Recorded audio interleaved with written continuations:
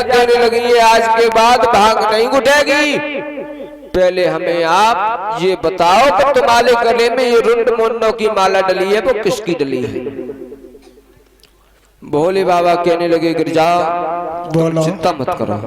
चिंता हमें बहुत हो रही है, पहले बता दियो। पहले ऐसा करो भांग घोटो ताकि बाद में हम बताएंगे तुम्हें। हम बिल्कुल ना घोटिए। अरे हाँ परीक्षित महाराज, भोले बाबा गिरजा मैया को एक वन में ले गए जहां पे कोई नहीं था। जब भोले बाबा गिरजा को एक वन में ले गए वहां जाके इन्होंने एक डमरू बजाया अपना। जब डमरू बजाया तो वहां के सब जीव जंतु भाग गए।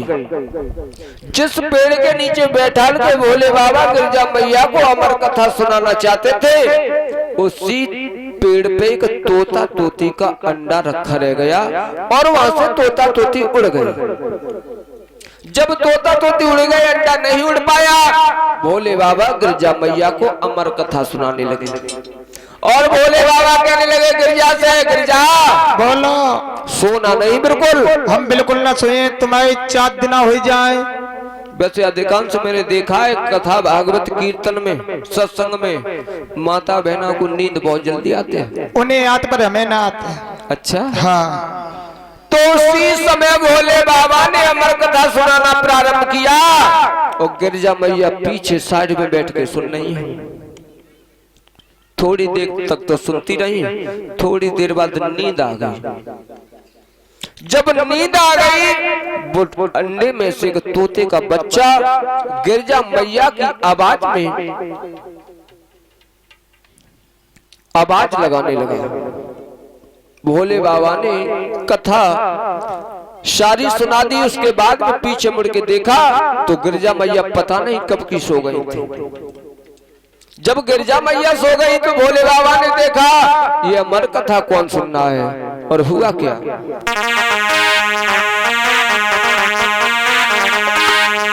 एक दिना शिव शंकर भोला अमर कथा को सुनाए।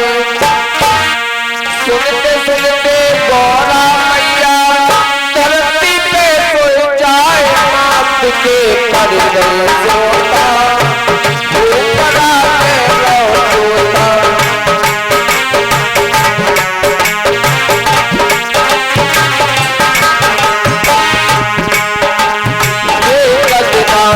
शंकर भोला अमर कथा को सुना।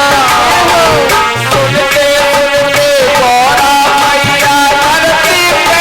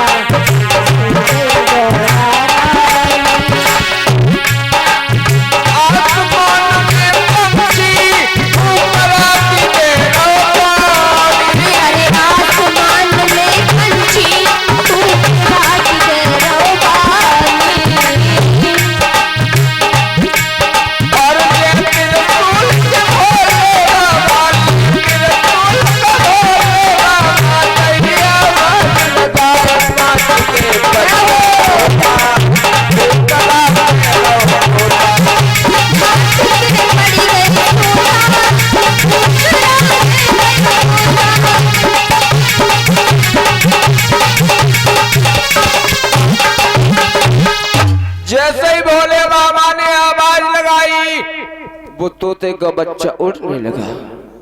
जब तोते का बच्चा उड़ने लगा परीक्षित महाराज, आसमान में उड़ता हुआ जा रहा है और जमीन पे भागते हुए भोले बाबा जा रहे हैं। व्यास की पत्नी छत पे अपने केसों को सुखा रही थी। उसी समय व्यास की पत्नी ने मुंह खोला। उस तोते के बच्चे ने सोचा इससे अच्छी जगह छुपने के लिए कहीं नहीं मिलेगी। व्यास की पत्नी के मुंह के द्वारा व्यास की पत्नी के गर्भ में चला गया तोते का बच्चा।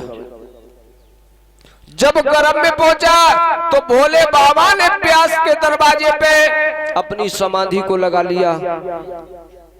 अरे एक ना एक दिन तो ये चोर निकलेगा, मैं इसका वध करके जाऊंगा। कुछ दिन बाद व्यास जी आए। जब व्यास जी आए, व्यास जी ने भोले बाबा को अपने दरवाजे पे देखा। जवाब दिया, भोलेनाथ हमारे दरवाजे पे आप धूनी लगाए क्यों बैठे हैं? जवाब दिया, तुम्हारे घर में मेरा एक चोर घुसा है, उस चोर को निकाल लो, मैं उसका वध करके चला जाऊंगा। व्यास जी कहने लगे, तुम्हारा क्या चुरा लिया उस चोर ने? उसके पीछे आप हमारे दरवाजे पे समाधि लगाए बैठे हो, और वो चोर हमारे घर में कौन सी जगह है? जवाब दिया, आपकी पत्नी के गर्भ में है।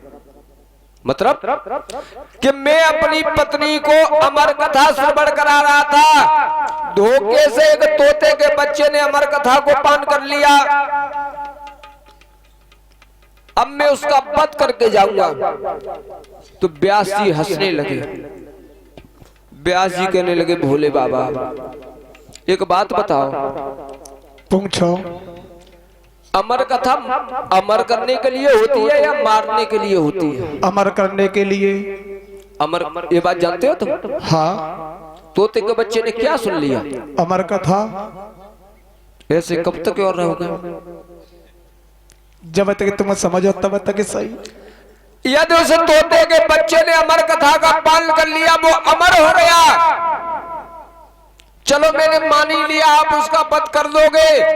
आप ही नियम बनाते हो, आप ही बिगाड़ देते हो, तो आगे चल के ये संसार में सृष्टि में जो रहते हैं ये क्या करेंगे?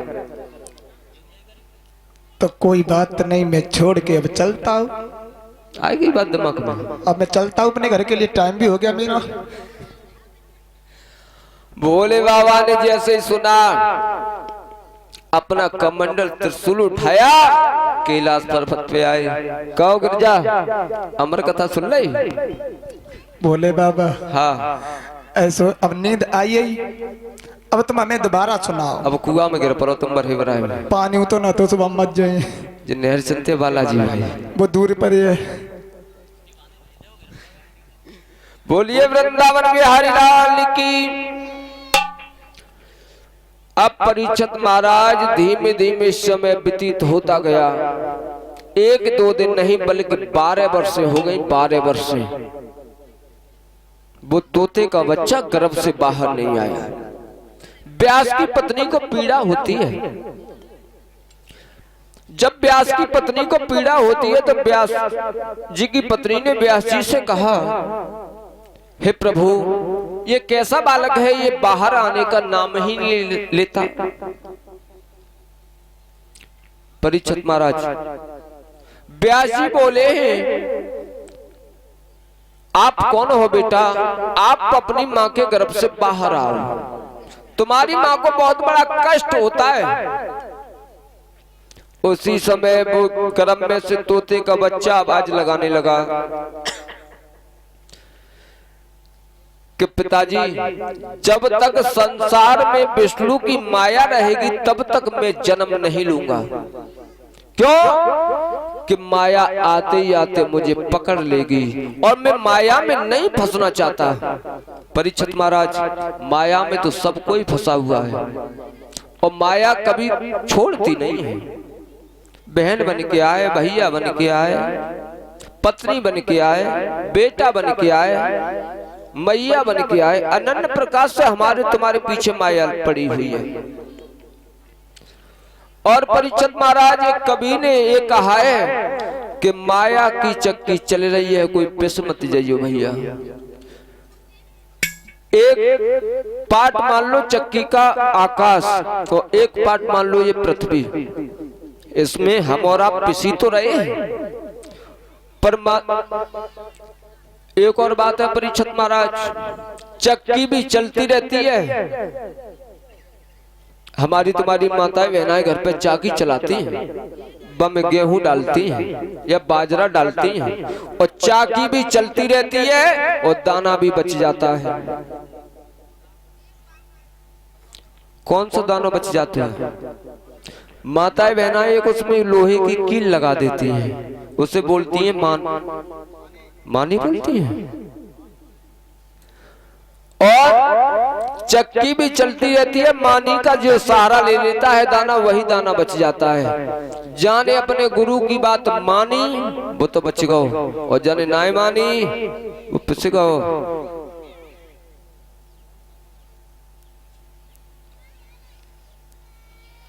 ये कमेटी के सदस्यों का मैं नाम ले रहा हूं भाई,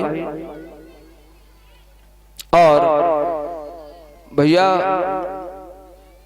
आपकी यहाँ आवश्यकता है। श्रीमद् भागवत में श्री हरनाथ सिंह हीरो भाई, श्री राम सेवक बघेल, रामेश्वर दयाल बघेल, श्री राम भरोसेलाल और श्री राम लक्ष्मण सिंह, श्री प्रमोद बघेल, श्री भोप सिंह, श्री साध्वी सिंह और श्री शैलेंद्र, श्री राजकुमार, ब्रह्मानंद, मेघनाथ, रामरतन, भजन सिंह, संत प्रकाश, रेलवे ड्राइवर, अभय तिवारी, बंगाली बघेल दुकानदार, मायाराम बघेल, दाताराम बघेल, राधा कृष्ण, साहब सिंह, रामवीर सिंह, राजपाल बघेल, जगदीश बघेल, ये क्या है? बंगाली फौजी, और ये पूर्व प्रधान में हैं अभी, और बनवारी लाल बघेल, सियाराम बघेल, लल्लू राम, राकेश, चरण सिंह, प्रमोद की माताजी, प्रताप सिंह की माताजी। और भैया जितने मैंने नाम लिए हैं इसमें एक आध नाम छूट गया हो तो माफ करें।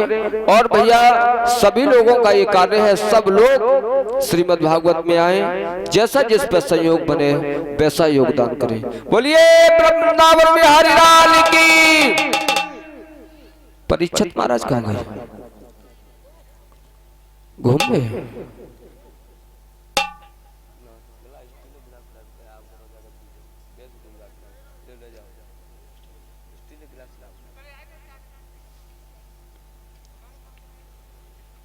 आपने गुरु बनाए हैं? गुरु किस किस ने बनाए हैं ये बताओ। तुमने बनाए? पीछे हमारे बुजुर्ग बंधु बैठे हैं, आपने किसी ने गुरु बनाए हैं? बस आपने बनाए।